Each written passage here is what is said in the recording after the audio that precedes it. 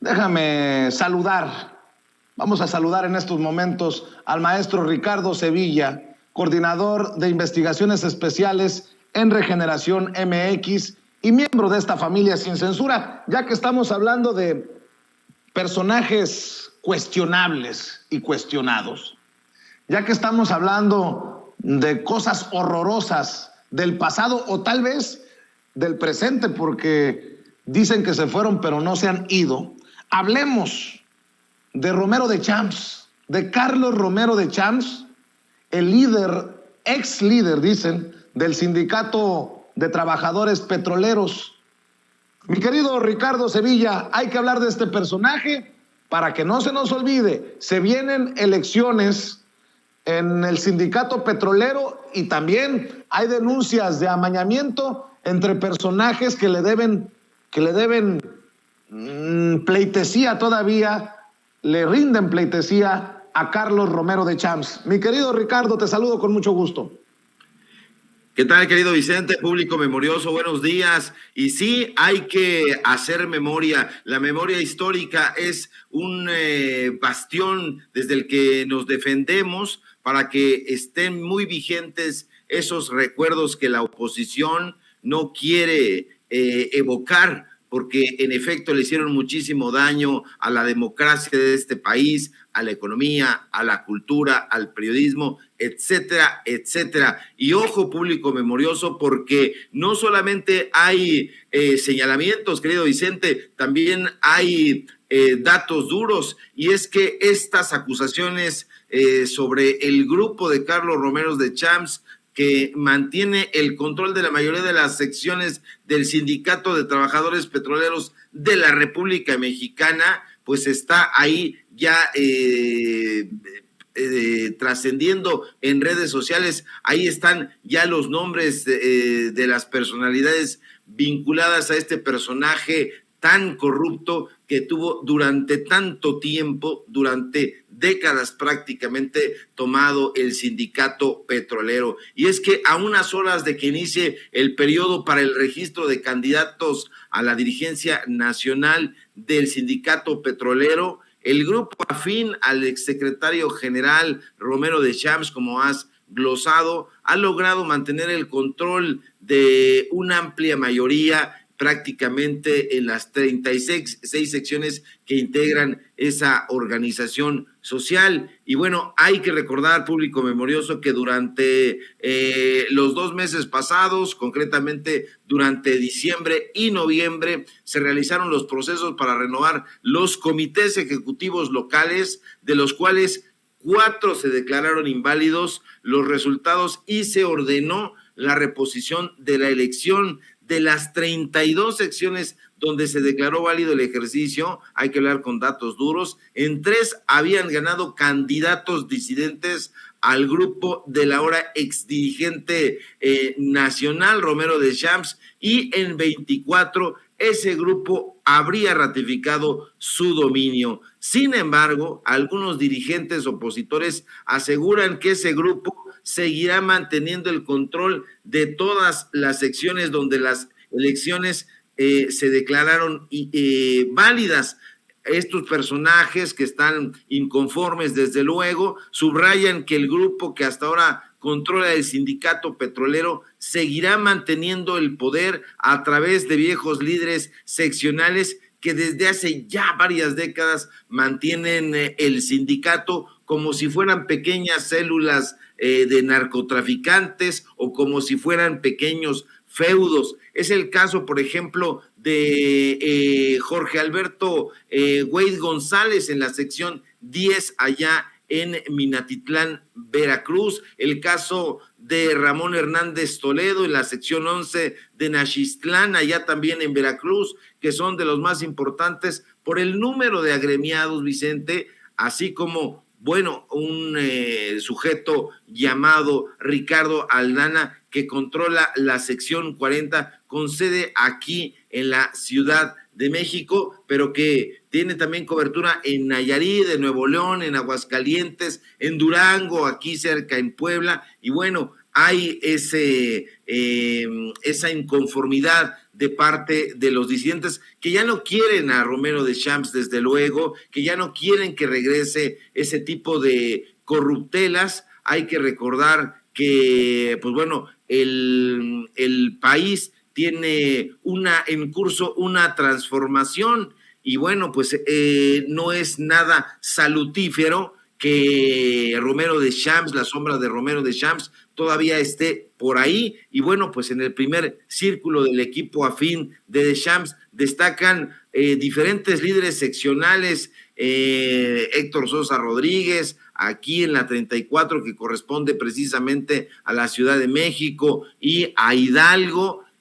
Ahí se tendrá que hacer nuevamente la elección. Está también Esdras Romero Vega en la sección 1 en Ciudad Madero, allá en Tamaulipas, la complicada Tamaulipas, y bueno, una serie de personajes que todavía están ahí muy latentes. Cabe recordar que esas elecciones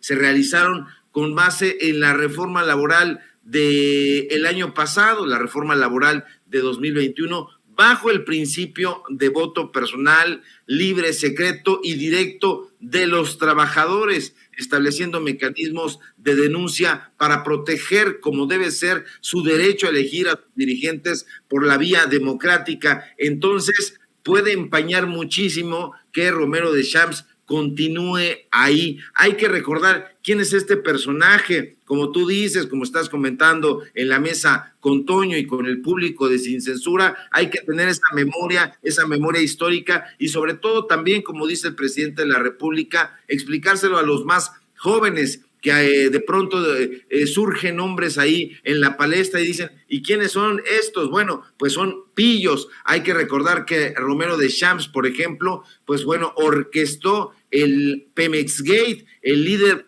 petrolero protagonizó, el ex líder petrolero, el escándalo de financiamiento irregular, por utilizar un eufemismo, durante la campaña electoral de 2000, que llevó a Vicente Fox a ocupar o malocupar la presidencia de la República, y que estuvo caracterizado por el desvío de 500 millones de pesos del fondo del Sindicato de Petróleos Mexicanos a la campaña presidencial. ¿De quién? No a favor de Fox, aunque hubo cabildeos ahí también ulteriormente, ya cuando Fox estaba en la presidencia de la República. En ese momento, Romero Deschamps, que siempre se caracterizó por ser un priista, estuvo apoyando a Labastida, así le decían, a Francisco Labastida, el hermano del poeta Jaime Labastida, que también tiene su larga cola que le pisen, que está vinculado a los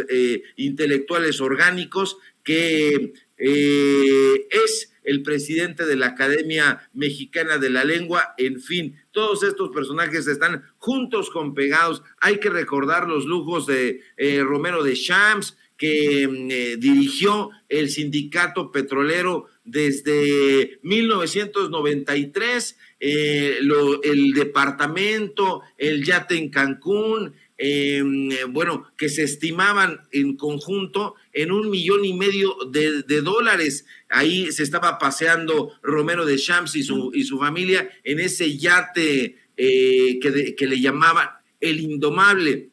Hay que recordar también que le gusta ver la hora en relojes costosísimos. Hay que recordar el reloj de oro de 18 quilates que lució al volver de un viajecito a Las Vegas, probablemente a apostar y gastarse el dinero de los trabajadores petroleros a Las Vegas. Y bueno, que eso ocurrió precisamente en épocas de Felipe Calderón. Ya ulteriormente con Enrique Peña Nieto, pues las cosas no fueron menos. Hay que recordar que precisamente en 2012 su hija fue exhibida, la opulencia en que vivía la familia, pues bueno, que que incluía lujos como viajecitos ahí como no queriendo la cosa a diferentes destinos del mundo en aviones privados y que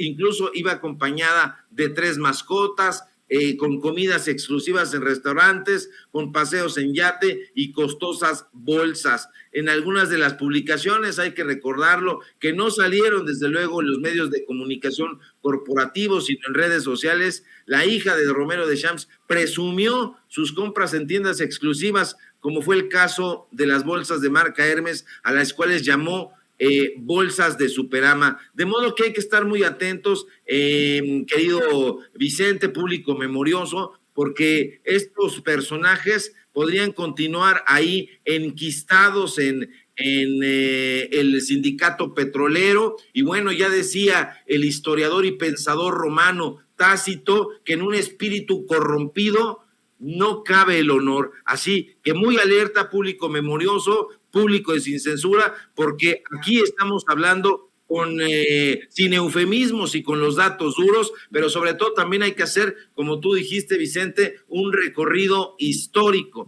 Ese recorrido histórico hará que tomemos decisiones mucho más centradas, mucho más claras y nítidas, y eso va a desarmar a la oposición, esta oposición flatulenta o pedorra, como le dice el público memorioso. Mi querido Ricardo, déjame preguntarte sobre un par de personajes más, si me permites. Siempre es importante escuchar tu opinión. Anoche, el maestro Miguel Vadillo, director de la revista Contralínea, publicó una bomba en los círculos de Morena y en los círculos en los que se criticó al presidente por haber bajado a el que fuera secretario de Hacienda, Herrera, para que no llegara al Banco de México. Muchos señalaban que había algo detrás de esa decisión del presidente, a lo mejor algo personal incluso. Bueno, pues la bomba ya tronó y la dio a conocer el maestro Miguel Vadillo. Si me permites, me das unos minutitos para leer lo que publica el maestro y me das tu opinión después, Ricardo. Dice: corrupción gubernamental, disminuir la desigualdad, la pobreza y la injusticia, combatir la impunidad y la violencia y vigilar el buen ejercicio del presupuesto público y su distribución en programas sociales. El presidente Andrés Manuel López Obrador también libra otras batallas, como los ataques constantes de grupos de ultraderecha que lo mismo convocan a políticos opositores que pagan a intelectuales, medios de comunicación y periodistas para desinformar y denostar al actual gobierno. También hay pugnas internas en la 4T. Esto ocurre desde que inició la actual administración, es decir, en los últimos 3 años. Pero el presidente sortea otros problemas, como las disputas internas en su administración y en el partido que lo llevó a la presidencia de la República, Morena, en donde se pelea por posiciones políticas con miras tempranas a la sucesión presidencial de 2024. Y lo más grave, que algunos integrantes de su primer equipo de gobierno tratan de imponer su visión de país, muchas veces coincidente con las políticas corruptas del pasado, y más aún, algunos cercanos a López Obrador tratan de engañarlo, le mienten y le han hecho firmar documentos que comprometen la cuarta transformación del país. Insisto, escribe para la revista Contralínea el director de la revista, Miguel Vadillo, y esto va de la mano con lo que mucho hemos platicado aquí cuando llegamos a criticar alguna decisión. ¿Cuántas veces me ha escuchado decir, ¿y qué tal si están malinformando al presidente de la República? Bueno, pues escuche lo que escribe el maestro Miguel Vadillo. En ese terreno se explican los constantes cambios en secretarías de Estado, subsecretarías, direcciones generales y hasta en órganos descentralizados, pues cuando son descubiertos no hay más remedio que cesarlos, removerlos o inclusive abrirles procesos penales. Entre los muchos cambios que el presidente ha ordenado en el gabinete y que en su momento han generado desconcierto por tratarse de funcionarios con importantes responsabilidades y de haber tenido una cercana relación con el presidente Andrés Manuel López Obrador, destaca la remoción de Arturo Herrera Gutiérrez de la Secretaría de Hacienda y Crédito Público, quien tras el despido de Carlos Manuel Ursúa, el primer secretario de Hacienda que apenas duró 7 meses en el cargo, asumió la secretaría el 18 de julio de 2019 y fue removido el 9 de julio de 2021 bajo la promesa de que sería el próximo gobernador del Banco de México. Sin embargo, a finales del año pasado se conoció que Arturo Herrera había sido borrado de la lista en Palacio Nacional para suceder en el Banco de México a Alejandro Díaz de León, y en su lugar se designó como gobernadora a la primera mujer en esa responsabilidad, Victoria Rodríguez Ceja, quien ahora es la encargada de procurar la estabilidad del poder adquisitivo de nuestra moneda y del control de cambios para tener una economía más estable en el país. Meses después de esos movimientos en el gabinete, sabemos que entre las muchas causas que motivaron la cancelación de la propuesta de Arturo Herrera como próximo gobernador del Banco Central, fue que desde la Secretaría de Hacienda él daba el visto bueno, autorizaba a gobiernos estatales para la contratación de más deuda pública, sobre todo a los gobernadores que estaban próximos a terminar su mandato, lo que provocó una grave crisis de liquidez en varias administraciones estatales en cuanto asumieron los nuevos mandatarios, la mayoría del partido Morena, porque no había recursos ni siquiera para pagar la nómina de los trabajadores al servicio de esos estados de la República. Esto prendió los focos rojos en Palacio Nacional, en donde el presidente fue enterado de este problema y ordenó al nuevo titular de Hacienda, Rogelio Ramírez de la O, revisar lo que había hecho su antecesor Arturo Herrera, sobre todo al final de su gestión. Allí descubrieron que todavía el último día que despachó en Hacienda había firmado una serie de papeles que no consultó al primer mandatario, y para autorizar el endeudamiento a los estados les decía a los gobernadores en dónde pedir dinero prestado, es decir, recomendaba a los bancos en dónde se podían endeudar. La institución más recomendada por el entonces secretario Herrera era el Banco Accendo, propiedad de los hermanos Hugo y Eduardo Villanueva, a quienes el gusto por el dinero les duró poco, porque desde finales del año pasado las autoridades financieras intervinieron su banco, cuando la Comisión Nacional Bancaria y de Valores y la Secretaría de Hacienda les cancelaron su licencia para operar como institución de banca múltiple. De acuerdo con la Secretaría de Hacienda, ya a cargo de Ramírez de la O, Accendo incumplía con los índices de capitalización que establece la ley en la materia porque su caída era muy acelerada. La pregunta es si los secretarios de la Función Pública y de Hacienda deben ir al fondo de esas recomendaciones que recibían los accionistas de Accendo por parte de Arturo Herrera, y si esas canonjías correspondían a algún acto de corrupción por parte de quien en ese momento era el encargado de las finanzas públicas del país. Por ejemplo, a finales de 2020 el secretario Arturo Herrera autorizó que le asignaran a la firma Toca Internacional, dueña de Banco Accendo, el contrato de los monederos electrónicos en donde Hacienda depositaría los bonos de fin de año de todos los empleados del gobierno federal, lo que significa un flujo de muchos millones de pesos en beneficio de los dueños de esa institución crediticia. Antes de que el presidente se enterara de lo que había hecho el exsecretario Arturo Herrera, y para salvar el problema de endeudamiento de los estados de la República que no tenían ni para pagar la nómina, le ordenó a su secretario Ramírez de la O adelantarles las participaciones federales a los que enfrentaban mayores problemas presupuestales. Ese era el caso de Nayarit, entre otros, que había quedado con las arcas vacías y con un enorme endeudamiento público.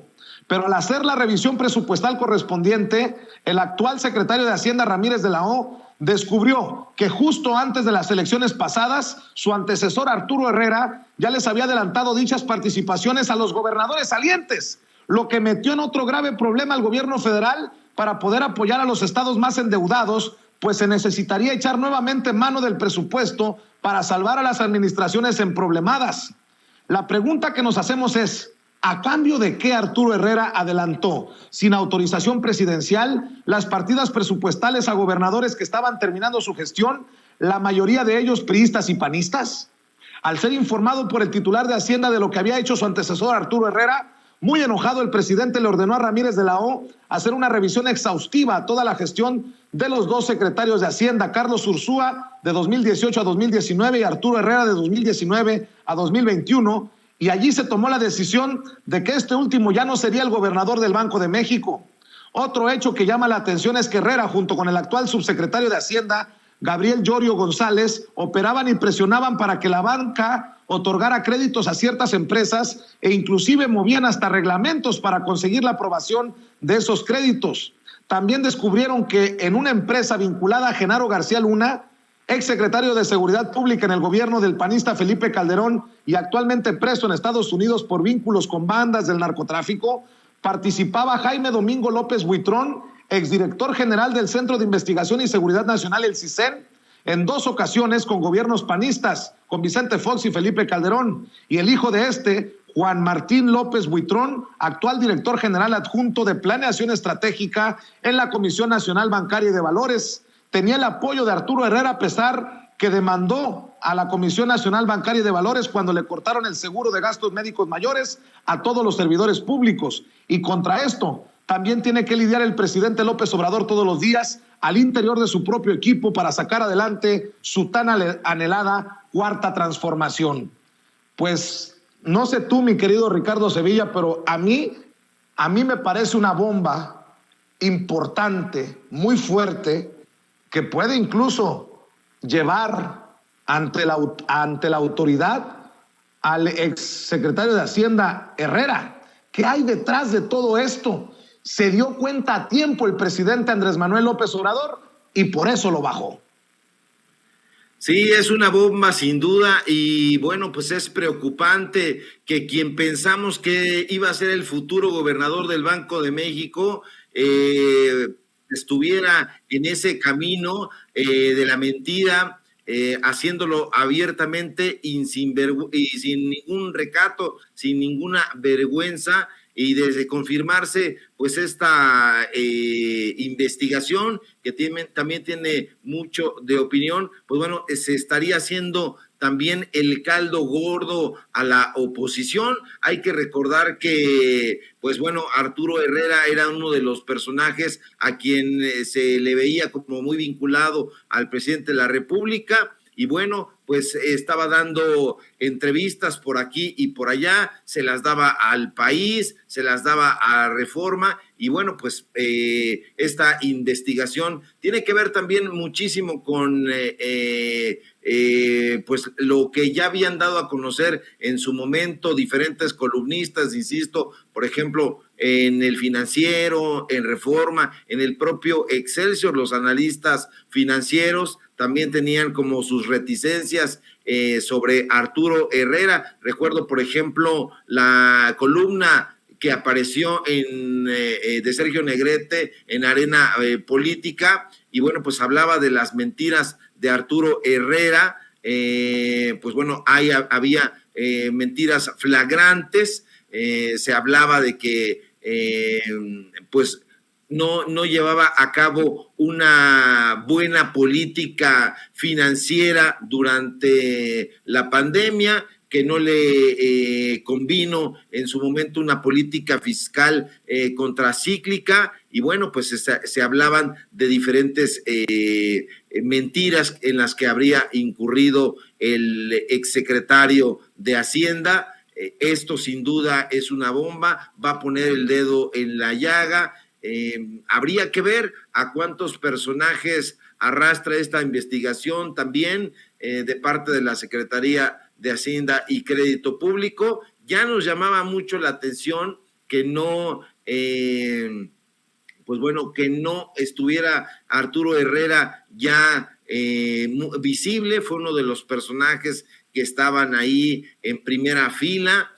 Nos presentaba datos que, pues bueno, al no conocer este contexto, pues nos parecían ahí muy interesantes, y bueno, pues es altamente preocupante que ese personaje hubiera ocupado la gubernatura del Banco de México. Por fortuna no lo hizo, y bueno, pues estaba buscando ganar la confianza del presidente, la confianza del nombramiento, y de pronto fue depuesto. Si son correctas estas inferencias, porque son inferencias, también hay que decirlo, no nos están dando ahí los datos duros de quién serían los personajes implicados. Pues bueno, estos pareceres, si es verdad que el presidente López Obrador dio esta orden, pues sería la mar de importante saber por qué lo hizo, quiénes fueron los personajes implicados, además de Herrera, porque se está hablando de la política fiscal de México, y eso es importantísimo.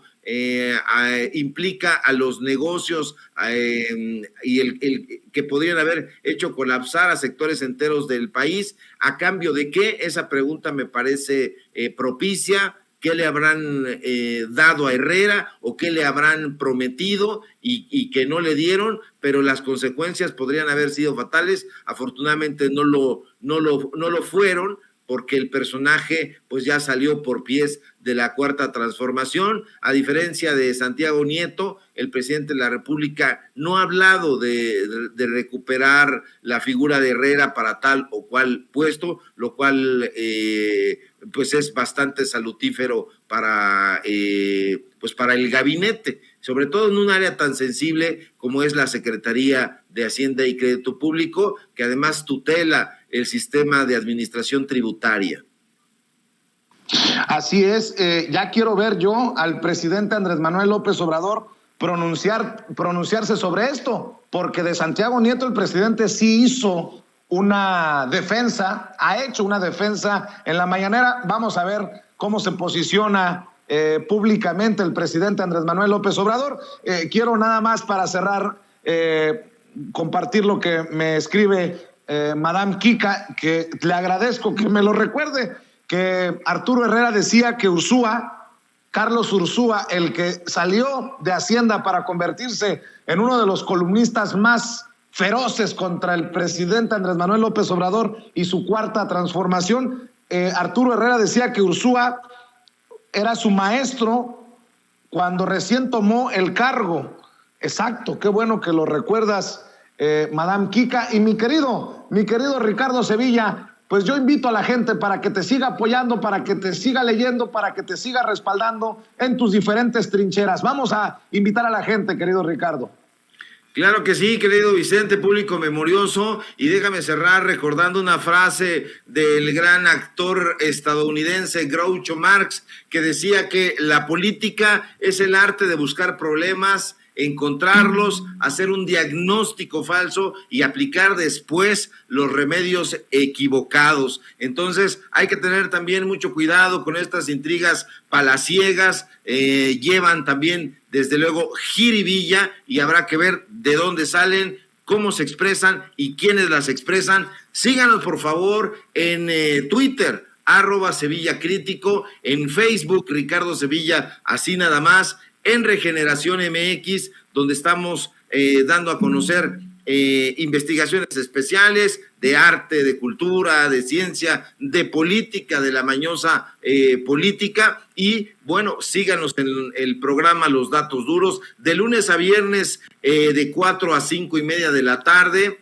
Síganos también en Tiempos de Canallas, de 8 a 9 de la noche, hora del centro de México. Y síganos aquí en Sin Censura, donde estamos participando en punto de las 11 de la mañana. Y si todo marcha bien, nos encontramos aquí el día de mañana para cerrar con un buen golpe en la cabeza de la víbora neoliberal. Un fuerte abrazo a ti, al público, a Ceci, a don David y pues bueno, a toda la gente que está informándose con nosotros sobre esos temas que la oposición no quiere que se conozcan.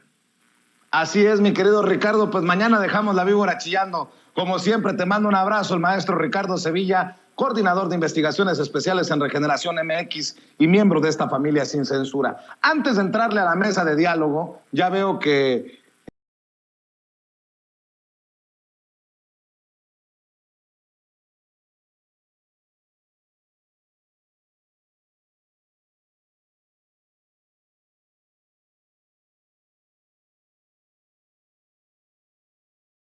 eso. Ya saludo a dos amigos de esta casa, a dos amigos que están dispuestos a hablar sin censura.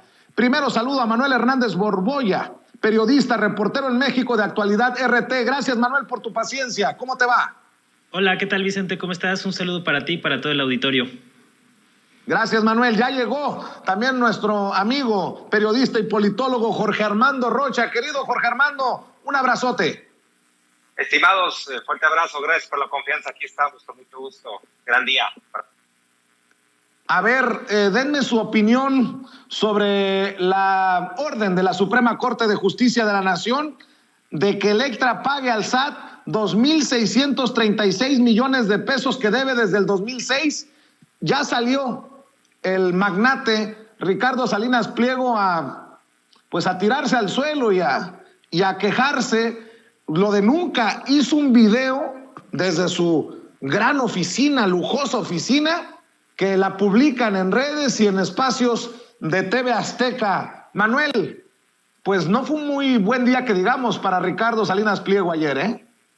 No, pues primero lo bloquean de Twitter por soez y después llega este revés en la Suprema Corte, ¿no? Es increíble cómo un personaje como Salinas Pliego, que tiene aspiraciones políticas muy claras, ahora que está tratando de emular a personajes como Donald Trump, pues sale a través de su medio propagandístico, que es Televisión Azteca, a tratar de golpear o de criticar a la decisión de la Suprema Corte, cuando pues es muy elemental, ¿no? O sea, que las empresas tienen que pagar impuestos, o sea, una tarea tan fundamental que ahora este personaje, Ricardo Salinas Pliego, quiere evadir a toda costa, y que no es menor la cantidad de impuestos que deben muchas de sus empresas, no solo Grupo Electra.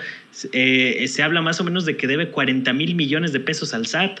Es decir, pues con esa cantidad de deudas fiscales es entendible que la fortuna de Ricardo Salinas Pliego se haya potencializado en las últimas décadas debido a esta falta de compromiso o esta falta en sus obligaciones fiscales. Entonces, pues en algún momento se le iban a acabar estos privilegios, ¿no? Con todo y que presume ahí tener cierta relación y cercanía con el presidente López Obrador, pues ahorita el revés que le ha dado la Suprema Corte de Justicia pues no es menor, porque de alguna manera siente un precedente para los otros litigios que tiene con otras de sus empresas que tampoco pagan impuestos, además de Grupo Electra. Entonces creo que pues es una buena medida y una buena señal por parte de la Suprema Corte en este aspecto. Y pues ya que el señor, en vez de andar presumiendo su fortuna y andar levantando la mano para comprar Banamex, mejor que ese dinero lo destine a pagar sus adeudos fiscales, porque ya basta de que los mexicanos tengamos que estarle subsidiando muchos de sus negocios luego de que no están pagando impuestos, además de los malos tratos laborales que tienen, ¿no? Es conocido que la manera en que Grupo Salinas trata a sus empleados con situaciones de precariedad laboral y demás. Entonces pues todo mal con este personaje, con esta empresa, y pues qué bueno, ojalá que sí después de este fallo de la Suprema Corte pues no le va a quedar de otra más que pagar impuestos. No veo cómo más pueda tratar de eludir esta situación. Ya era hora, mi querido Jorge Armando Rocha, que la Suprema Corte definiera esto, y si me permites le meto jiribilla. Cada quien se alburea como quiere. Dice Ricardo Salinas Pliego, nos acaban de dar un palo sabroso. Ahí sí que, quién sabe, cada quien, mi querido Jorge Armando Rocha. Estimado Vicente, bueno, pues es lo que dice el empresario Ricardo Salinas Pliego. Hay que destacar que es un caso, en efecto, del sexenio pasado, y que, bueno, pues está en su derecho también de defenderse, Electra, y decir, no consideramos que debemos esas cantidades. Al final del día hay ya un proceso de definición, y el propio presidente López Obrador lo ha dicho. Hoy en día los empresarios tienen que cooperar con el Estado mexicano, deben pagar lo justo, ni un peso más ni un peso menos. Lo que me llama la atención es que este asunto es del sexenio pasado, y mientras Peña Nieto sí le condonó impuestos a varias empresas, en este caso no fue en la misma situación. Y hay que destacar que Ricardo Salinas Pliego forma parte del Consejo Asesor del presidente López Obrador. No obstante, no se llegó a una negociación, y esto es importante. Al final del día van por los caminos de la propia ley, y lo que indica la posibilidad de defenderse incluso ante la Suprema Corte de Justicia. Pero lo que me queda claro es que hay un diferendo y se tendrá que pagar, insisto, lo justo. Ahora, yo no estoy de acuerdo, ahí déjenme hacer la acotación de la censura. Yo me opuse abiertamente a la censura que hizo Twitter de Donald Trump, expresidente de los Estados Unidos. Hoy mismo estoy siendo censurado por parte de Twitter. Ellos colocan en cada video que subo que ese material podría ser sensible, que podría ser dañino, ¿no?, a la sociedad. Y creo que Twitter sí tiene una tendencia muy clara para favorecer a ciertos grupos. Quienes hoy están festejando la censura a Ricardo Salinas Pliego, en un momento dado podrán ser objetos de censura.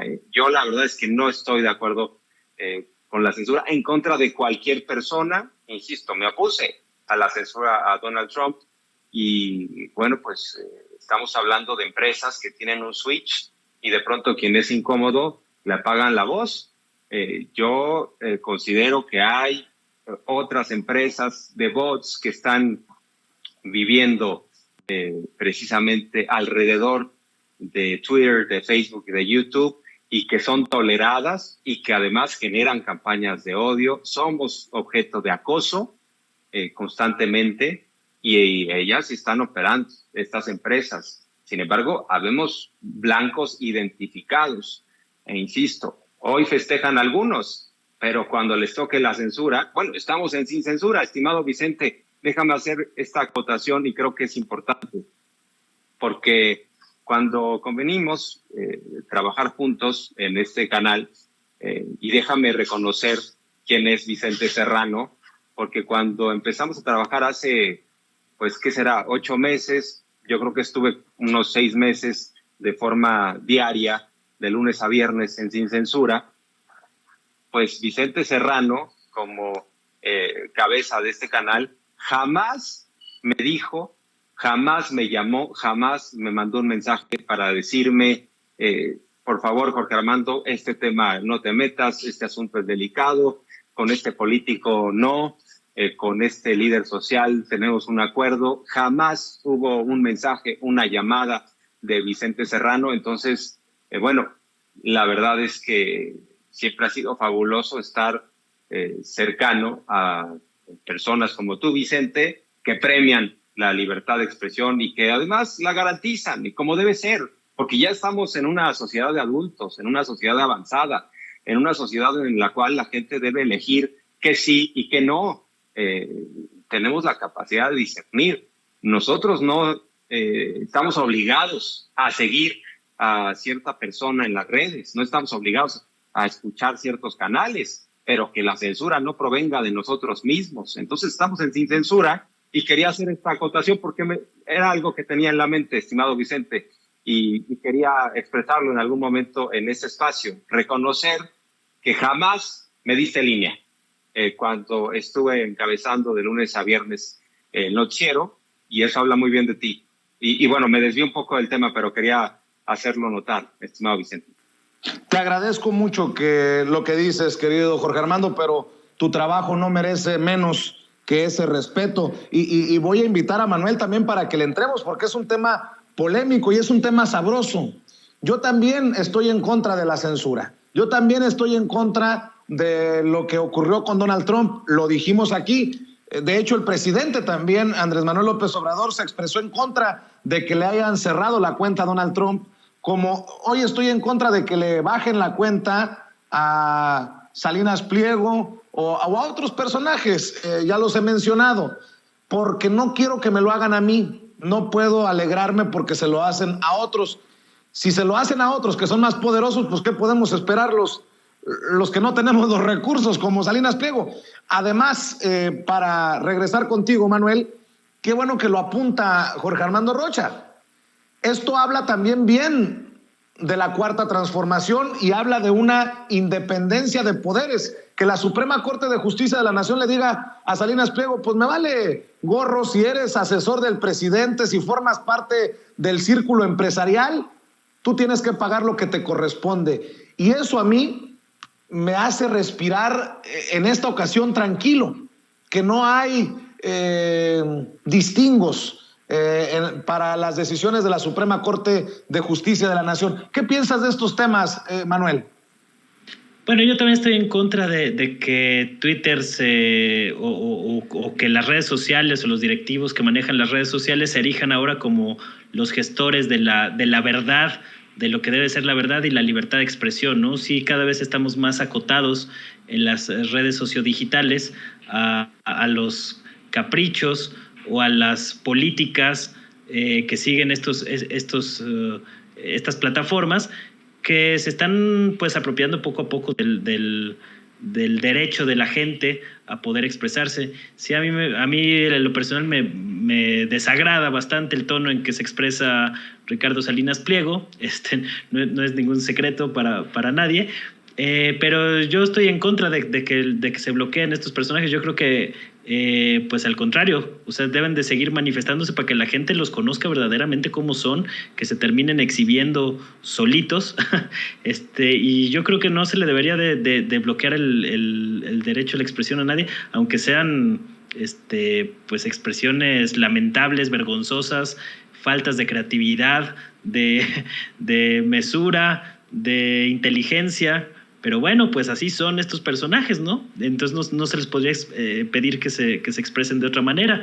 Yo estoy en contra de que se bloqueen este tipo de cuentas, y yo creo que todos se deberían de poder mostrar como son en áreas de este debate público, ¿no? Porque también en el debate público pues están estos personajes lamentables y penosos que hay que exhibir y hay que responderles, ¿no? A mí, por ejemplo, me hubiera gustado ver la reacción de Salinas Pliego ayer en Twitter después del palo sabroso que le dio la Suprema Corte de Justicia de la Nación, ¿no? Y que luego todavía salga a través de un video en YouTube a arremeter contra la Suprema Corte y a decir que le están coartando su derecho de acceso a la justicia. Pues ese tipo de cosas es lo que debemos de promover, ¿no? Que tenga el derecho de expresar ese tipo de cosas, porque acaba evidenciando el concepto que tiene Salinas Pliego de justicia, que es básicamente una situación de privilegio para los grandes potentados del país. Entonces yo estoy en contra de los bloqueos en todas las redes sociales, pero sí definitivamente pues no estoy para nada a favor de la postura de este señor, ¿no? Que es muy peculiar su concepto que tiene de acceso a la justicia. Es decir, yo no entiendo qué pelean, o sea, si cualquier empresa tiene que pagar impuestos, y creo que sí habla bien del gobierno de López Obrador, y sobre todo de la fiscal de hierro, Buenrostro, pues la manera en que ha librado una batalla contra estos grupos, a pesar de la cercanía que tiene Salinas Pliego con el presidente López Obrador. Recordemos que tras el triunfo electoral de 2018, Salinas Pliego estaba en la casa de Andrés Manuel López Obrador. Era el único personaje o una de las pocas figuras públicas de las que tenemos noticia que estaba en la casa de López Obrador al momento del triunfo. Entonces esto también te habla de una estrecha relación. Yo no sé si Salinas Pliego, después de este palo sabroso que le acaba de dar la Corte, pues está apostando a que su relación con la presidencia de la República lo va a salvar de este embrollo. Yo la verdad no veo a López Obrador en sintonía de andar condonando impuestos después de que acaba de exhibir las condonaciones fiscales que recibió Grupo Televisa, que recibió Citibanamex, que recibió el mismo Grupo Salinas. Fue uno de las empresas exhibidas por el presidente el lunes pasado. Entonces yo no veo como al gobierno de López Obrador muy en sintonía de andar condonando impuestos, y menos en estas cantidades, ¿no? Oigan, por cierto, ¿qué piensan? Voy contigo, Jorge Armando, del tema de Arturo Herrera y esta bomba que publica Miguel Vadillo en la revista Contralínea. Se lo preguntaba a Ricardo Sevilla hace un rato. Está muy cabrón. Básicamente, Arturo Herrera es, de acuerdo a lo que escribe el maestro Miguel Vadillo en la revista Contralínea, era un personaje que hacía contra la 4T desde Palacio Nacional, porque ahí están precisamente las oficinas de Hacienda, a espaldas del presidente, haciendo arreglos y haciendo, ¿cómo se dice? Recomendaciones para el endeudamiento de los estados, entre muchas otras cosas que destapa Miguel Vadillo, mi querido Jorge Armando Rocha. Así es, estimado Vicente, pues empezó bastante tibio Arturo Herrera. Hay que recordar cuando el presidente López Obrador anuncia su nombramiento como secretario de Hacienda ante la renuncia intempestiva de Carlos Ursúa, pues hay que recordar la cara, el rostro desencajado de Arturo Herrera ahí en Palacio Nacional. No se la creía, con cara de ¿es en serio que voy a ser el secretario de Hacienda? Y el presidente diciendo sí, porque vamos a continuar con las políticas económicas. Y Arturo Herrera lo veía como un ser absolutamente tibio e indefenso. Y bueno, ese ser tibio e indefenso se fue empoderando en la Secretaría de Hacienda. Yo creo que no lo hizo mal, yo creo que fue eficiente, fue efectivo. La política económica, en términos generales, de acuerdo a lo planteado por el presidente López Obrador, pero claro que también se fue empoderando Arturo Herrera, y de acuerdo a esta versión de Contralínea, que la verdad a mí me hace sentido, porque obviamente le perdió la confianza López Obrador, Arturo Herrera. Ya cuando nos enteramos que no iba a hacer la propuesta del gobernador del Banco de México, bueno, pues, quienes conocemos de la trayectoria de López Obrador, sabemos que esa es una señal contundente de pérdida de confianza. Algunos decían, no, quizá ya lo va a mover a otro lado. No, si lo bajó del camión de forma drástica, dijo, tú ya no sigues. O del Tren Maya lo bajó Arturo Herrera claramente, le dijo, no vas al Banco de México.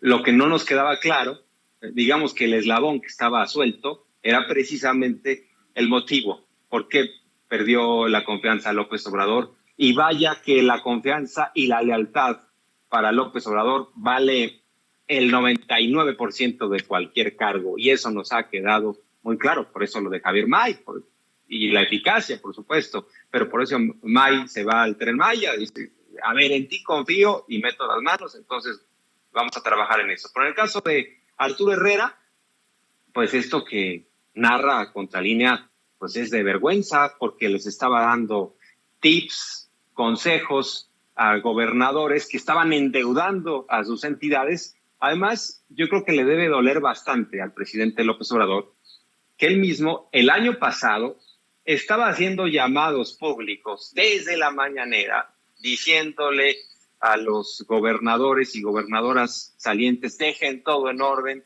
y no dejaron todo en orden. O sea, el gobierno federal le tuvo que entrar al quite para pagar la nómina, y encima de todo, Arturo Herrera les estaba dando consejos de cómo endeudarse. ¿Y endeudarse para qué? Si ni siquiera tuvieron para pagar la nómina. El gobierno federal le tuvo que entrar al quite, entonces eso huele, apesta pues a corrupción, y además los estaba orientando a cierto banco, y resulta que ese banco ni banco era, para acabar pronto.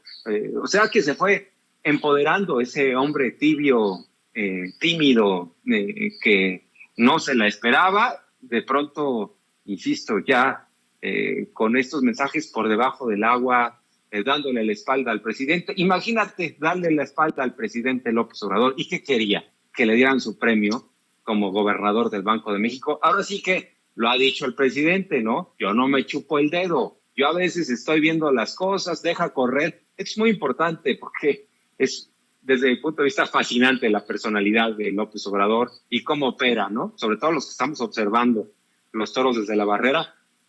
¿Qué hace López Obrador? Dice, yo estoy viendo el béisbol y veo que uno va hacia primera, veo que también algunos mandan señales, veo quién sí está trabajando, quién no, y después llega el manager a tomar las decisiones y le aplica la grúa a alguno, ¿no? Y en este caso le aplicó la grúa a Arturo Herrera. Me parece lamentable la actuación. Otro más que se sube a un ladrillo y se siente indispensable, y lo ha dicho López Obrador 325 veces en las mañaneras. No hay indispensables, no se sientan absolutos, no se sientan impolutos, no se sientan que ya porque se tomaron una foto conmigo o porque me conocen no va a haber ninguna consecuencia, y es otro mensaje para los demás. Pero bueno, ya me extendí, estimados. No, importante lo que mencionas. Hay que decir que Arturo Herrera está calladito, no ha señalado nada en redes sociales, no ha tuiteado. Y la pregunta es muy importante, la que publica Miguel Vadillo en la revista Contralínea, Manuel. ¿A cambio de qué Arturo Herrera adelantó, sin autorización presidencial, las partidas presupuestales a gobernadores que estaban terminando su gestión, la mayoría de ellos priistas y panistas? Mi querido Manuel. Pues ya desde que salió Arturo Herrera se hablaba de algunos movimientos turbios o que generaron sospechas en Palacio Nacional, sobre todo con el que era director de la Comisión Nacional Bancaria y de Valores, con movimientos de este tipo, triangulación de recursos, de favores, de tips hacia ciertos grupos empresariales y de pseudobanqueros o de bancos pequeñitos que estaban justamente haciendo negocio prestando dinero a entidades públicas. Recordemos que este es un esquema que no es nuevo.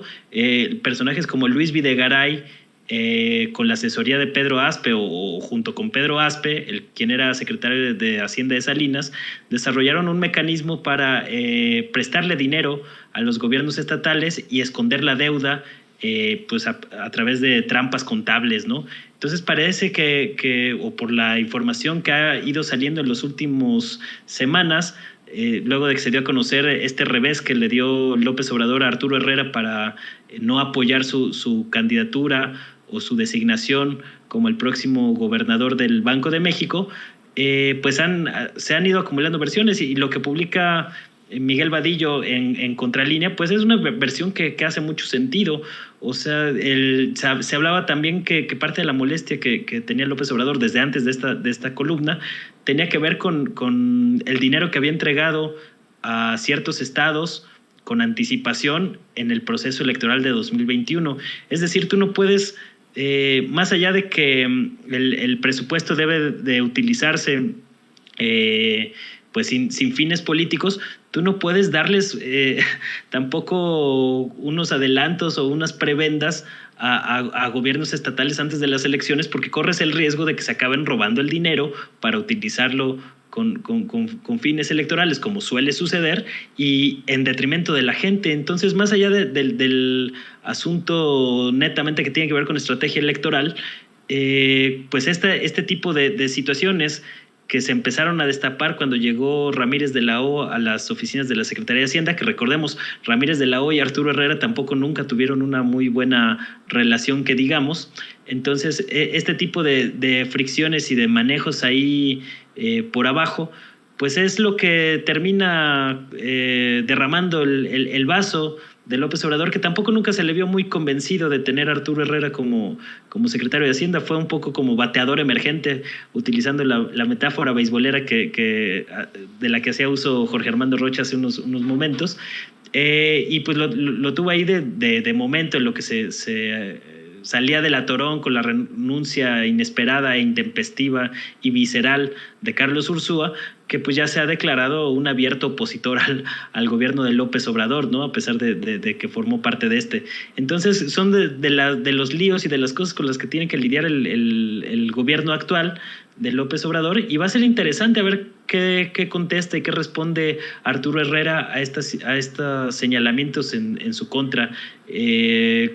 Llama la atención pues que sí, ya se ha tardado un poquito. A lo mejor en las próximas horas sale con algo más pensado después del trago amargo que ha sido esta revelación o esta información que sale a la luz pública, y pues vamos a esperar a ver qué responde el exsecretario de Hacienda.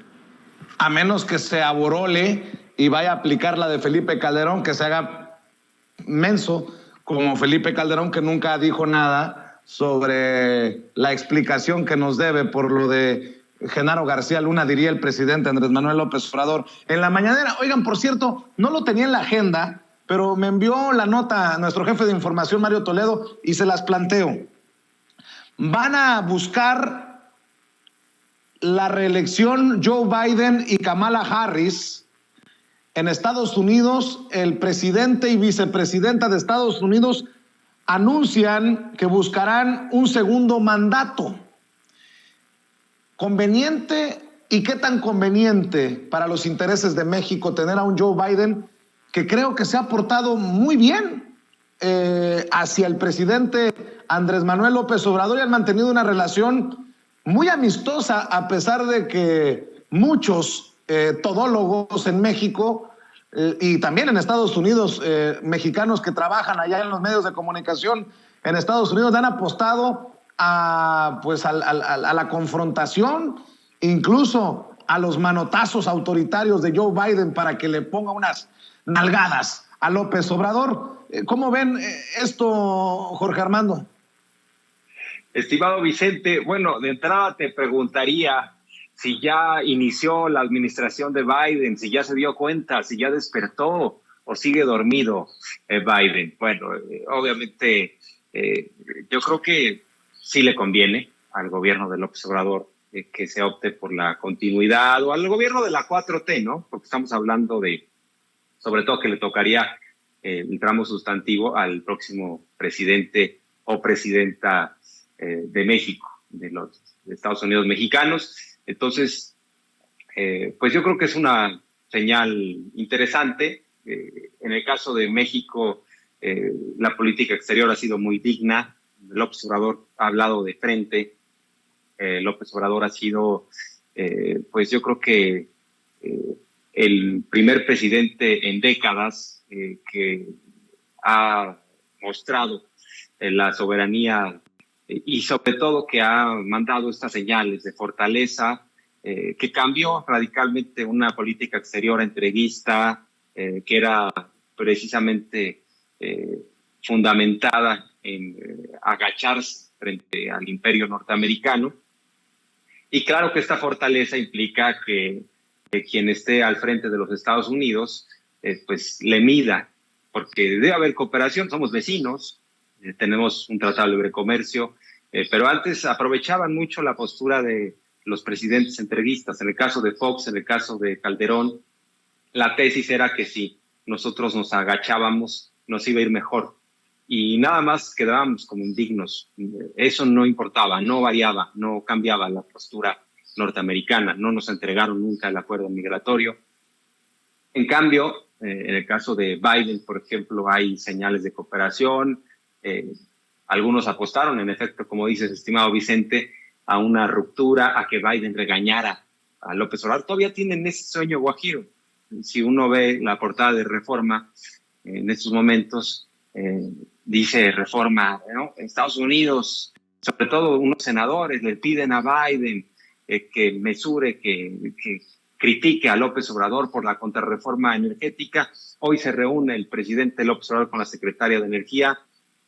Yo creo que por cortesía le va a explicar la reforma eléctrica, pero no le va a preguntar. Hoy en día López Obrador no pregunta, la soberanía se ejerce, es como el poder se ejerce. Y si tú no ejerces el poder, alguien más lo va a hacer por ti, se llenan los vacíos, y en el caso de México, pues yo creo que sí le conviene que continúe Biden, pero de cualquier manera la política exterior es tan digna que eso provoca que le miran. Trump, por ejemplo, tenía un discurso muy estridente, decía el muro y los narcotraficantes mexicanos no van a pasar. Hay que recordar que el observador fue a los Estados Unidos, fue con Donald Trump y Trump lo recibió de una forma magnánima, con mucho respeto. Entonces, López Obrador ha demostrado que el respeto se gana también en política exterior, haciendo valer el artículo 89, porque además López Obrador abiertamente en esta política exterior manifiesta sus inconformidades frente a Estados Unidos, le dice que no le gusta cómo trata a Cuba, que cese con el embargo, pero también lo invita a seguir invirtiendo. Es la primera vez que México demanda a las armerías norteamericanas que nos están llenando de balas, llenando de armas de alto poder a este país, y luego nos dicen, ay, qué violentos son los mexicanos. Sí, pues nos están mandando ustedes las armas para que nos matemos, nosotros ponemos los muertos y ustedes los consumidores. Ese ha sido el modelo. Pero bueno, no me desvío tanto. Creo que sí, pues en el caso de Biden ha habido una cooperación con López Obrador, seguirá habiendo. Ahí está lo del programa Sembrando Vida, por ejemplo, que algunos apostaron, dijeron, es que es una basura ese programa, no sirve, no funciona. Bueno, Biden mandó a Kerry y Kerry dijo, sí, sí va, y no solo va la cooperación con México, sino a Centroamérica. A ver, es que ahora estoy recordando, porque como lo planteaste a bote pronto, la cumbre trilateral, ¿qué país avanzó más en su agenda? López Obrador. Apostaron a que Trudeau y a que Biden iban a regañar a López Obrador, y ahí estaban los dos bien contentos con el tabasqueño tomándose sus selfies. ¿Qué agenda avanzó más? La de México. Yo creo que están medio dormidos. Además, términos de aprobación están bajones. Hay que ver si gana Biden. Lo veo difícil. Hay que ver la parte interna porque no tiene muy buena aprobación. Insisto, algunos piensan que su gobierno no ha iniciado, que todavía no despierta Biden. Así es. Manuel, de hecho, Dolia Esteves, la corresponsal mexicana en Washington, publica precisamente esta carta que ayer nos compartía en Sin Censura Nocturno Jaime Hernández, nuestro amigo Jaime Hernández. 4 senadores demócratas reprueban reforma eléctrica y minera en carta al secretario de Estado Blinken y a la senadora de Energía, a la secretaria de Energía. Violan TEMEC y arriesgan inversiones privadas por $44 mil millones. Exhortan a gobierno Biden pronunciarse públicamente porque silencio es interpretado como indiferencia o aval tácito. ¿Y quién retuitea? Claudio X González. También hablan del litio y cómo es que van a permitir que se nacionalice el litio. Bueno, yo pregunto, que busque Biden su reelección ante un Donald Trump, ¿cómo le conviene a México? ¿Qué le conviene a México? ¿Cómo ves esta situación? Ay, pues está complicado el escenario. Yo creo que sí convendría la continuidad de Biden, porque digo, a pesar de que pues no representa un beneficio, así que tú digas qué bárbaro para los mexicanos, pues al menos le ha dado un poco más de tranquilidad a la relación bilateral, que era muy volátil en los tiempos del fascista Donald Trump. Entonces creo que pues sí le convendría más la que continúe el Biden otros 4 años, aunque todavía falta mucho y pueden pasar todavía muchas cosas antes de un hipotético regreso de Donald Trump. Habría que ver si es también Trump el candidato que van a poner los republicanos, ¿no? para competir en el próximo proceso presidencial. Yo creo que ha sido pues tibia la relación de Biden con López Obrador. Se ha llevado en buenos términos, pues, lo ha sabido capotear López Obrador a Biden, y pues están estos señalamientos que no son nuevos de la reforma eléctrica, llevan por lo menos un año. Recordemos también que pues hay intereses de políticos estadounidenses, de congresistas que a cada rato están mandando este tipo de comunicados. Ya lo vimos también con el embajador aquí de Estados Unidos en México, con Ken Salazar, que ha sido también vocero y eco de estos señalamientos de políticos estadounidenses sobre sus intereses en el mercado eléctrico mexicano, y que de alguna manera este interés de los políticos estadounidenses obedece a un interés de las grandes empresas extranjeras que le quieren hincar el diente y seguir explotando para sus intereses y sus beneficios pues este esquema privatizador y de saqueo que se instauró y que se detonó con la reforma energética de Enrique Peña Nieto, que a la fecha pues solo ha servido para beneficiar a las grandes cúpulas empresariales en México, ¿no? Entonces está todo muy ligado, los intereses de los políticos estadounidenses, de las grandes transnacionales energéticas, los intereses del lobby energético que está operando aquí en México, que tiene ahí a sus achichincles, a sus operadores disfrazados de consultores que se pavonean y se dan entrevistas en todos los medios corporativos defendiendo las supuestas ventajas de la privatización del sector eléctrico. Y pues es todo un cóctel de intereses el que está ahí mezclado y contra los que se está haciendo frente actualmente. Creo que una ventaja que se tiene con estas mesas del Parlamento abierto a exhibir con los argumentos de uno y otro bando para ver en qué términos se va a aterrizar la discusión y posible aprobación de la reforma eléctrica. Yo todavía veo que al bloque morenista no le van a alcanzar del todo las fichas en el Congreso, tiene que ahí mover algunas o hacer algunas maniobras políticas. Yo creo que dividir filas dentro del PRI ha sido parte de la estrategia para sacar adelante la reforma eléctrica. Vamos a ver en qué terminan las negociaciones entre el PAN y la Secretaría de Gobernación, que también pueden darnos por ahí una sorpresita en este aspecto, y pues vamos a ver en qué termina, pero definitivamente el lobby a favor de los intereses de las grandes empresas privadas de energía pues está muy fuerte en México y está impregnado de todos estos intereses políticos que tienen que ver con los intereses de grupos políticos en Estados Unidos. Permítanme abusar un par de minutos más de su tiempo, si pueden, Jorge Armando, Manuel, porque Hamlet Almaguer, el diputado federal de Morena, esto es importante, acaba de solicitar a Lorenzo Córdoba, presidente del INE, consejero presidente del INE, un informe sobre el costo que tuvo para el INE la producción del dibujo animado El Chipotle, la partida presupuestal de la que provino el gasto y copia del contrato celebrado para su producción.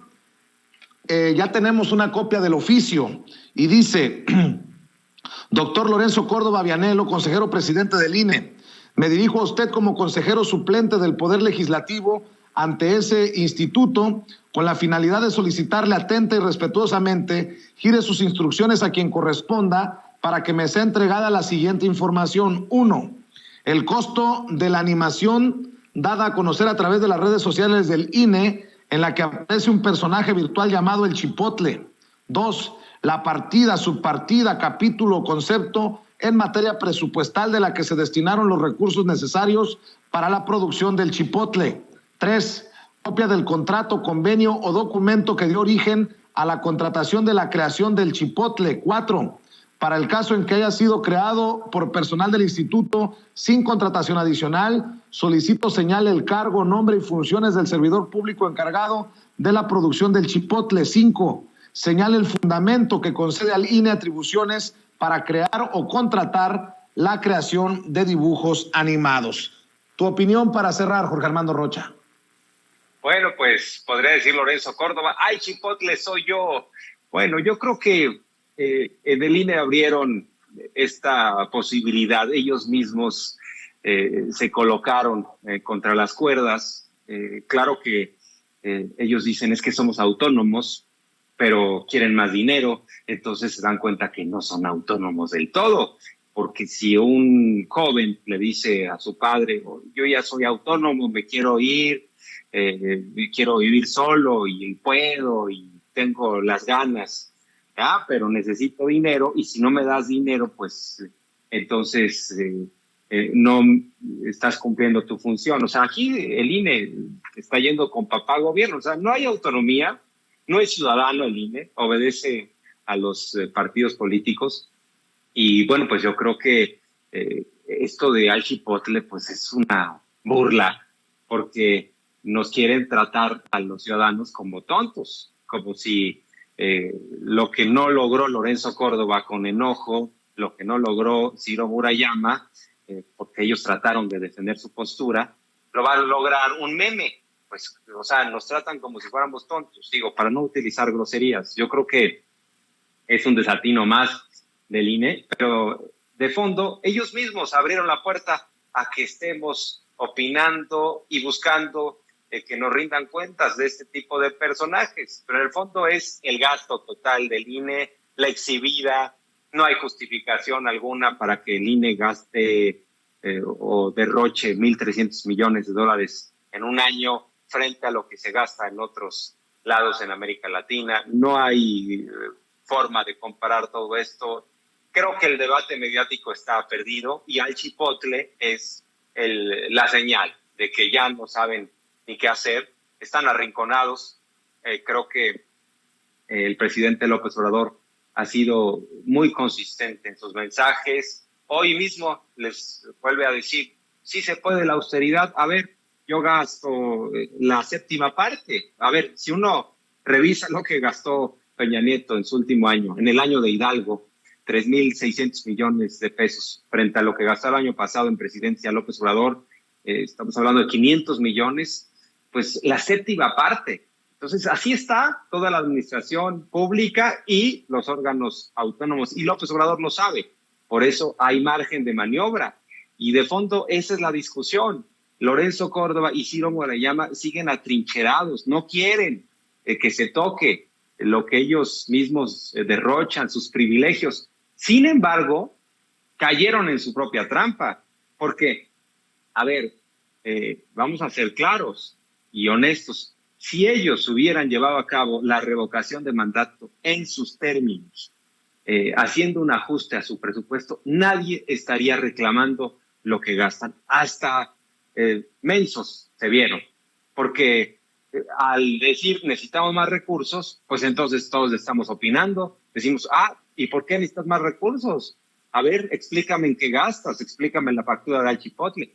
Y ya nos estamos dando cuenta de cada joya, el tema de pueden lavar su automóvil con cargo al erario, pero los seguros de gastos médicos mayores, lo que tiene que ver también, incluso por ahí apareció, ¿no? Lo de las croquetas para unos perros. Resulta que esos perros, pues sí se justifica porque forman parte de la seguridad del INE, pero ya muchos están metidos en eso precisamente por la responsabilidad de los consejeros, por la voracidad, pues, fue la voracidad. Además, perdieron el debate el día en que fue Lorenzo Córdoba a la Cámara de Diputados. El presupuesto se aprobó en la Cámara de Diputados, es un mandato constitucional.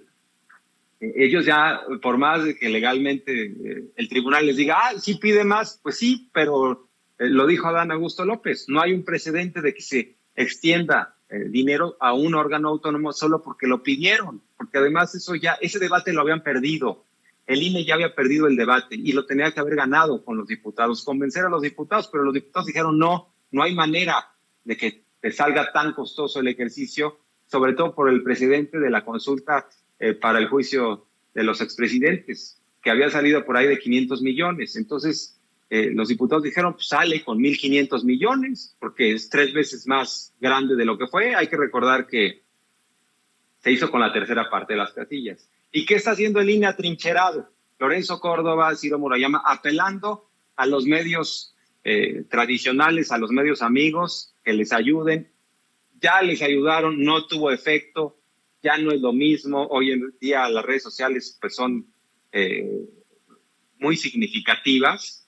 ¿Y qué van a hacer? Van a tratar de pasarle el costo a la ciudadanía. Van a decir, vamos por la tercera parte de las casillas. Se van a meter en un menudo problema porque la Constitución marca que tiene que haber un ejercicio en sus términos al 100% como si fuera un proceso electoral federal. Están en un laberinto, están en un tremendo embrollo por la voracidad.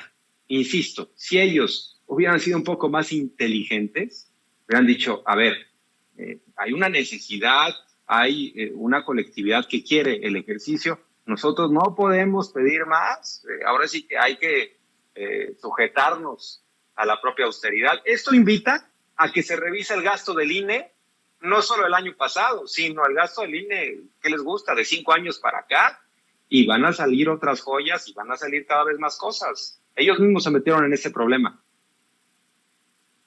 Mi querido Jorge Armando Rocha, aprovecho para pedirte tus redes, tus espacios para que la gente te apoye antes de cerrar con Manuel. Fuerte abrazo a ambos, me despido con mucho gusto. En Twitter estoy como @RochaPeriodista y en mi canal de YouTube como Jorge Armando Rocha, periodista también. Muchas gracias, un placer. Ni un paso atrás, querido Jorge Armando, a pesar de los intentonas de censura. Tú sabes que cuentas con nuestro apoyo, que es pues cualquier cosa, mucho, poco, pero lo tienes y nuestra admiración y respeto. Te mando un abrazo, Jorge Armando, gracias por acompañarnos. Y precisamente voy a cerrar contigo, Manuel. Nada más falta que ante este documento que envía Hamlet Almaguer digan los del INE, ya ven que estamos siendo perseguidos por el partido en el poder. Bueno, a mí me parece que está bien que se pida el gasto de cuánto costó el personaje este. Ya la última parte de la petición de que le expliquen en qué apartado el INE está facultado para hacer dibujos animados ya me parece exagerado y excesivo, ¿no?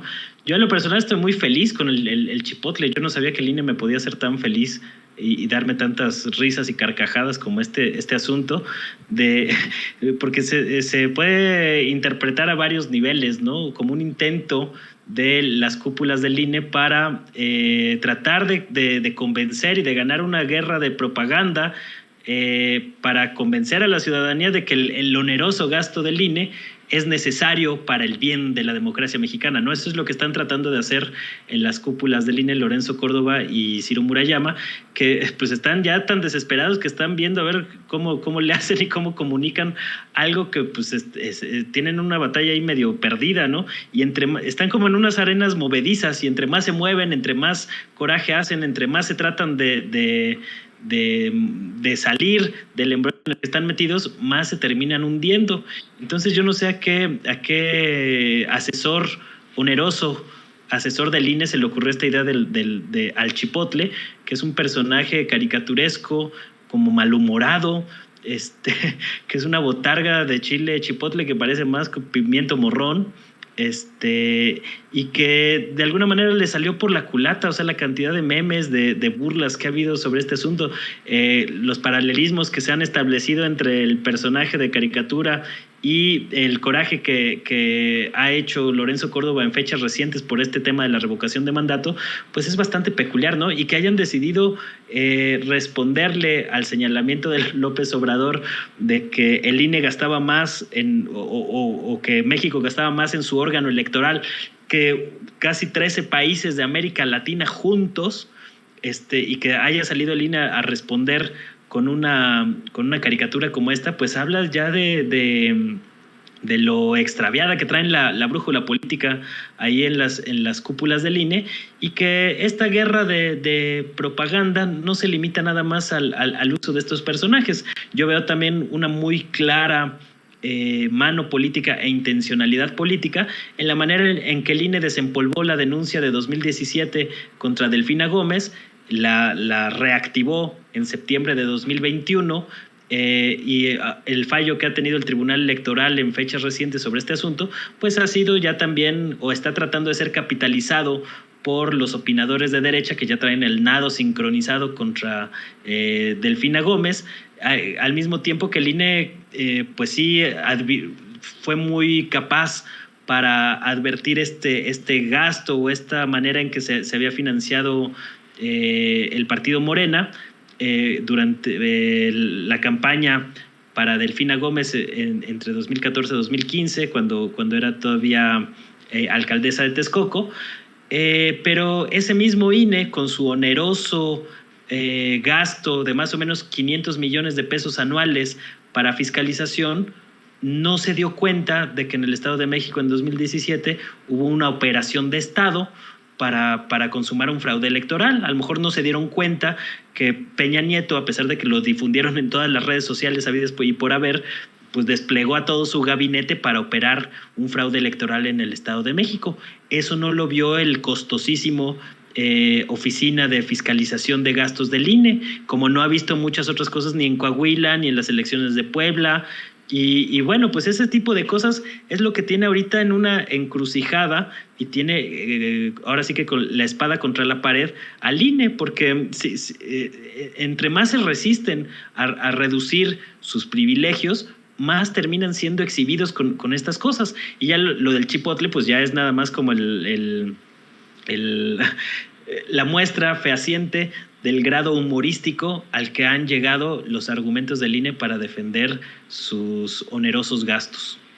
Así es, querido Manuel, ¿por qué no cerramos invitando a la gente para que también te apoye en redes sociales, para que te apoye en tu canal de YouTube, que sigan creciendo, que sigan saliendo estos medios, espacios independientes, alternativos y digitales? Sí, muchísimas gracias. Ahora sí que pues pueden echarle un ojo ahí al canal de YouTube con mi nombre, Manuel Hernández Borbolla. Ahí estoy subiendo ahí transmisiones en vivo 3 días a la semana, de lunes a miércoles a las 10 de la noche. Estoy de tiempo completo en el Twitter, ahí en la arena pública. Y también en Facebook, Manuel Hernández Borbolla, periodista. Ahí estamos ahí en varios espacios en redes. Y pues muchas gracias por el espacio aquí en Sin Censura. Un saludo también a Jorge Armando Rocha, que creo que ya se nos fue por ahí, pero me ha dado gusto compartir la mesa con él. Y pues un abrazo para ti, Vicente, y para todo el auditorio que nos está siguiendo. Igualmente, gracias por tu generosidad, Manuel. Estamos al pendiente para una próxima mesa de diálogo muy pronto aquí en Sin Censura. Éxito con el canal, éxito en Twitter. Gracias a Manuel Hernández Borbolla, hablando con nosotros Sin Censura. Y déjeme saludar en estos momentos a la abogada Lourdes Monteagudo, experta en asuntos migratorios, quien junto a Ana Yacín Vázquez, presidenta de Asociados de México, siguen apoyando a la comunidad migrante a ambos lados de la frontera, tanto en Estados Unidos como en México. Abogada, la saludo con mucho gusto. Bueno, Vicente, como siempre aquí tratando de darle un poquito de información a la comunidad migrante de acá de los Estados Unidos, pero también de México. Oiga, ¿hay algo nuevo sobre la reforma migratoria? Ay, hijo, no hay nada, pero verdaderamente eso no creo que, como dije, creo que fue en diciembre, que no va a suceder, por lo menos no en la forma que se creyó iba a pasar. Los demócratas siguen tratando la unieron con un programa mucho más extenso de programas sociales, que sería muy bueno para la población pobre de los Estados Unidos, pero eso ha hecho que no lo quieran pasar. Amigos, amigas, regresamos en breve, pero mientras seguimos hablando sin pelos en la lengua, sin censura, usted puede suscribirse a nuestros 3 principales canales en YouTube. Sin Censura Media, en donde tenemos más de 1,600,000 suscriptores, Sin Censura TV, en donde tenemos más de 1 millón de suscriptores, y en Sin Censura Presenta, en donde queremos llegar muy pronto a los 100,000 suscriptores. Si usted ya está inscrito en Sin Censura Media, suscríbase en Sin Censura TV. Si ya está suscrito en Sin Censura TV y Sin Censura Media, suscríbase a Sin Censura Presenta. Recuerde que es gratis, no tiene que sacar un solo centavo de su bolsillo para apoyarnos. Dele clic en la campanita para que los señores y señoras de YouTube envíen las notificaciones cuando estemos transmitiendo en vivo y en directo o estemos subiendo videos. También nos puede seguir en Twitter en @Vicente Serrano y hasta en Instagram.